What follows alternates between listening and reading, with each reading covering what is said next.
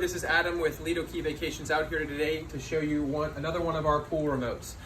So first things first, like all of our pool videos, I want to go over some things as far as tampering with our controls. The only thing that our guests should be touching is this pool remote right here to control the spa heater, to control the blower, and to control the lights on the pool.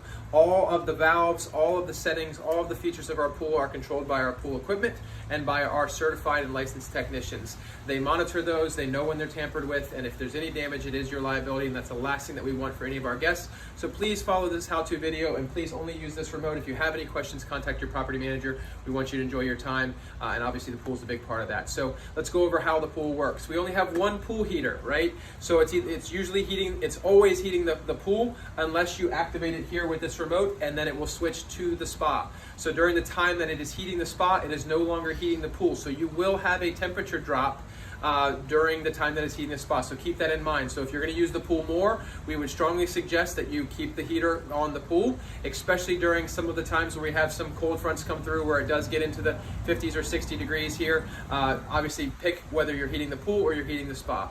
And you activate that here now. So if I want to activate the spa, I go ahead and I hit the spa button. It will blink red and it will let you know that the spa has now switched on. That activates all of the equipment, and then for about it takes about 1 hour for it to heat the spa up. Please remember that it does take 1 hour to heat the spa. So if you check in 30 minutes, it's not going to be heated. It will take a full hour to heat, and then you'll have about a 3-hour use time. So 4 total hours of run time, and then it will automatically switch back to the pool.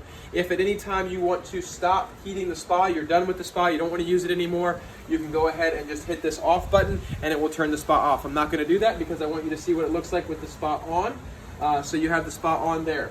If you want the blowers to be on, if that's not enough jet and air bubbles, all you have to do is come over here and hit the blower button, the second button here. It says air blower. You go ahead and hit the on button. Again, the red light flashes, let you know it goes, and now you see some more intense bubbles there activating. Again, there is a slight delay, a couple seconds, so be patient. Just only hit it once and you'll see it activate. Again, if you don't want to use the blowers, all you have to do is hit the off button and it turns the blowers off.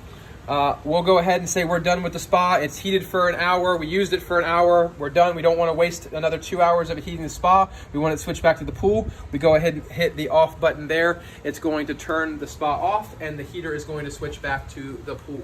The only other feature that you can use on this remote is the lights. Again, hit the on button, and it turns the lights on in the pool. You can daytime, so it's a little bit harder, but the lights are on in the pool, and then you just go ahead and hit off to deactivate that. Those are the 3 settings of this pool, the only 3 things that you should worry about controlling.